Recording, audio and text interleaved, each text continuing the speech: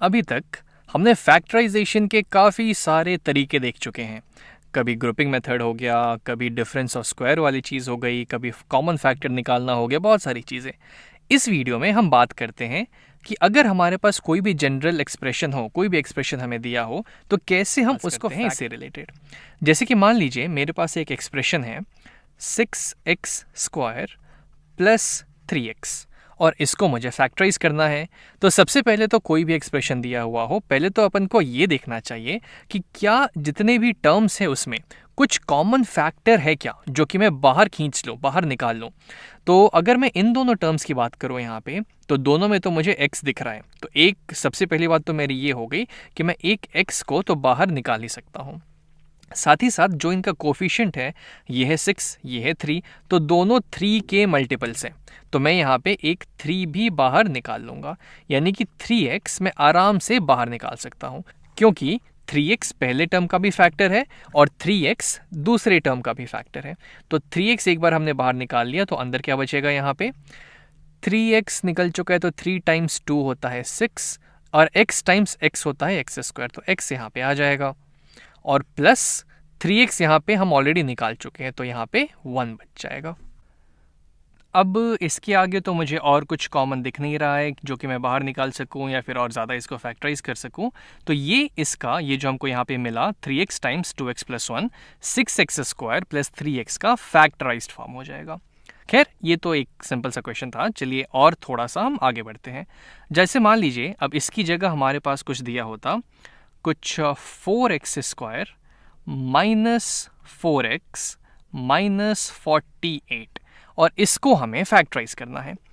तो पहला चीज़ तो वही कि हम देखेंगे कि क्या तीनों टर्म में मुझे कुछ कॉमन दिख रहा है जो कि मैं बाहर कर सकता हूँ। तो अगर मैं ध्यान से देखूँ तो इधर भी 4 है, इधर भी 4 है और 48 4 का मल्टीपल है। तो 4 तो तीनों का फैक्टर हो गया, तो मैं 4 को बाहर कर लेता हूँ। तो जैसे ही मैं 4 को बाहर करूँगा, अंदर क्या बचेगा, चलिए देखते हैं। 4 टाइम्स x² था, तो 4 तो बाहर गया, अंदर आ जाएगा x², माइनस ये 4 भी बाहर, तो अंदर x आ जाएगा, माइनस यहाँ है 48।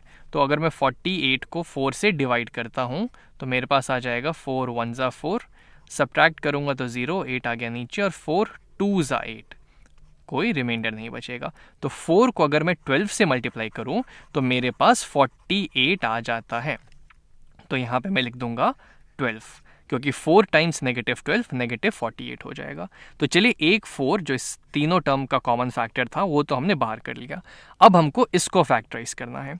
अब यहाँ पे ये एक्सप्रेशन है x² माइनस x माइनस 12। तो बस अब हम यहाँ पे अपना पहले वाला फंडा अपनाते हैं, ग्रुपिंग वाला। हमें दो नंबर्स यहाँ पे ढूंढने हैं a और b इस तरीके से कि उनका जो प्रोडक्ट है वो -12 और x² का कोफिशिएंट जो कि एक्चुअली 1 है, तो मैं सीधे सीधे बोल सकता हूँ कि -12 के बराबर हो। अगर यहाँ पे कुछ और कोफिशिएंट होता, जैसे कि मान लीजिए यहाँ पे कुछ 2 हो जाता, तो मैं बोलता कि जो a और b का प्रोडक्ट है वो -12 टाइम्स 2 यानी कि -24 होना चाहिए। लेकिन चूंकि यहाँ पे इसका कोफिशिएंट 1 ही है तो उसका ज़्यादा झमेला है नहीं, मैं सीधे बोल दूंगा कि वो -12 टाइम्स 1 यानी कि -12 के बराबर होगा। दूसरा कंडीशन ये है कि a प्लस b की वैल्यू जो है वो -1 के बराबर होनी चाहिए, जो ये x का कोफिशिएंट है। अब ऐसे दोनों नंबर्स हमको यहाँ पे ढूंढने हैं। पहले इक्वेशन को देख के एक चीज़ साफ साफ पता ये चलती है कि a और b में से कोई एक चीज़ ज़रूर नेगेटिव होगा, तभी जाके इनका प्रोडक्ट नेगेटिव हुआ है। तो 12 के फैक्टर्स की बात करें तो 12 होता है 1 टाइम्स 12, 2 टाइम्स 6, 3 टाइम्स 4। हाँ ठीक है। अब इनमें से मैं कौन सा पेयर ले लूँ, ध्यान रहे कि इनमें से कोई एक को हमें नेगेटिव करना पड़ेगा। तो अगर मैं 1 और 12 की बात करूँ तो अगर मैं -1 और +12 ले लूँ, उनको ऐड करूँ तो -1 तो कभी नहीं आएगा। उसी तरीके से मान लीजिए मैं अगर -2 और 6 करूँ, उनको ऐड करूँ तो भी मैं -1 तक नहीं पहुँच सकता। 3 और 4 की बात करूँ तो हाँ, ये दोनों ज़्यादा पास है थोड़े, तो अगर मैं इनको सब्ट्रैक्ट करूँ तो मुझे -1 ज़रूर मिलेगा। हाँ, ये बात सही है। अगर मैं a की जगह ले लूँ 3 और b की जगह मैं ले लूँ -4, तो इनको जब मैं ऐड करूँगा तो 3 प्लस -4 यानी कि 3 माइनस 4 जिसकी वैल्यू -1 आ जाएगी। तो हमारा a का वैल्यू हो गया 3 और b का वैल्यू हो गया -4। तो अब हम इस बीच वाले टर्म को ऐसे स्प्लिट कर देंगे, तो हमारे पास हो जाएगा 4 times x² plus 3x minus 4x minus 12। ठीक है, तो 4 यहाँ पे आ गया। अब इसमें से हम पहले दो टर्म में से x को कॉमन निकाल सकते हैं, अंदर बच जाएगा एक x ये वाला और प्लस 3। यहाँ पे 4 मुझे कॉमन फैक्टर दिख रहा है और साथ में दोनों नेगेटिव है, तो चलिए नेगेटिव 4 को हम बाहर कर लेते हैं। अंदर क्या बच जाएगा, तो x यहाँ पे बच जाएगा क्योंकि नेगेटिव 4 तो बाहर आ गया है, प्लस 3 क्योंकि नेगेटिव 4 टाइम्स पॉजिटिव 3 नेगेटिव 12 हो जाता है। अब इसमें भी x प्लस 3 है, इसमें भी x प्लस 3 है, तो उसको हम बाहर खींच लेते हैं। तो 4 यहाँ पे आ गया, x प्लस 3 हमने बाहर खींच लिया, अंदर क्या बच जाएगा, ये x माइनस 4 जो कि इसका फैक्टराइज्ड फॉर्म हो जाएगा, 4 times x plus 3 times x minus 4। अब अगर आप मुझसे ये पूछें कि ठीक है इसको तो हमने ऐसे फैक्टराइज कर दिया, लेकिन यहाँ हमने ये क्यों नहीं सोचा कि ये एक परफेक्ट स्क्वायर होगा कि नहीं, तो चलिए एक बार उस परफेक्ट स्क्वायर का हम लोग पैटर्न देख लेते हैं। हमें पता है कि अगर कोई एक्सप्रेशन परफेक्ट स्क्वायर है तो या तो वो a square plus 2ab plus B square के फॉर्म का होगा, क्योंकि अगर इस टाइप का हुआ तो वो a प्लस बी का होल स्क्वायर हो जाएगा, और अगर या तो वो a square minus 2ab plus B square के फॉर्म का हुआ तो वो a माइनस बी का होल स्क्वायर हो जाएगा। और ऐसा नहीं है कि ये कुछ मैजिक है या फिर कुछ जादू है, आप इसको मल्टीप्लाई कीजिए, a प्लस बी को a प्लस बी से मल्टीप्लाई कीजिए तो हमें ये एक्सप्रेशन मिल जाएगा। उसी तरीके से अगर आप a माइनस बी को a माइनस बी से मल्टीप्लाई करते हैं तो हमें ये एक्सप्रेशन यहाँ पे मिल जाएगा। तो बस अब हम ढूंढते हैं, इधर से इधर जाना बहुत आसान होता है कि ठीक है a प्लस बी को a प्लस बी से मल्टीप्लाई करके इधर पहुंच सकते हैं, लेकिन थोड़ा ज़्यादा दिमाग तब लगता है जब हमको इस पैटर्न को देखना पड़ता है और उधर से इधर आने की कोशिश करनी होती है।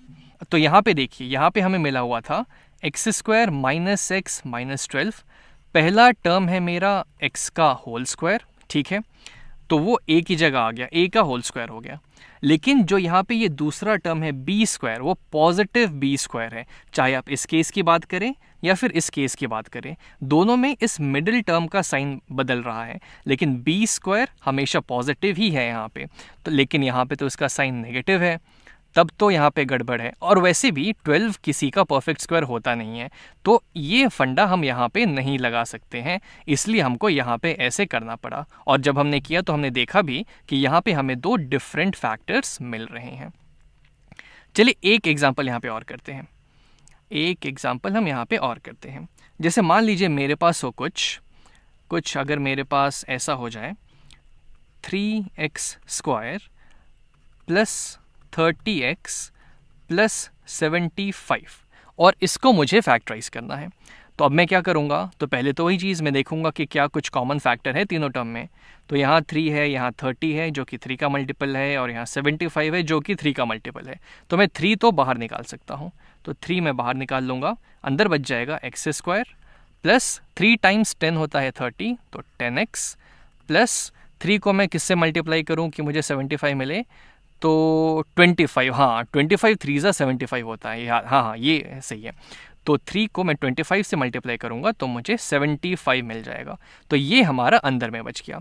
अब हम देखते हैं कि क्या ये एक परफेक्ट स्क्वायर होगा, अगर नहीं होगा तब तो फिर कोई बात नहीं, फिर हम दो नंबर्स ढूंढेंगे a और b और फिर ग्रुपिंग वाला अपना तरीका अपना लेंगे। लेकिन वो करने से पहले अगर हम इसको देख लें कि अगर ये एक होल स्क्वायर एक परफेक्ट स्क्वायर बन जाता है तो हमारा काम आसान हो जाएगा।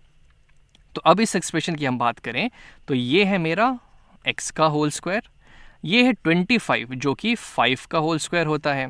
अब अगर ये एक परफेक्ट स्क्वायर है तो बीच वाला जो इसका मिडिल टर्म है वो 2ab के फॉर्म का होगा, जहाँ पे a है x और b है 5, तो ये हो जाएगा 2 टाइम्स x टाइम्स 5, यानी कि 2 टाइम्स 5 10x के बराबर ये हो जाएगा, जो कि है भी एक्चुअली, यानी ये एक परफेक्ट स्क्वायर है। तो इसे मैं बोल सकता हूँ equal to a plus B का होल स्क्वायर, यानी कि x प्लस 5 का होल स्क्वायर, और ये 3 तो यहाँ पे ज्यो का त्यों आ जाएगा, यानी कि इसका फैक्टराइज्ड फॉर्म हो जाएगा 3 टाइम्स x प्लस 5 का होल स्क्वायर।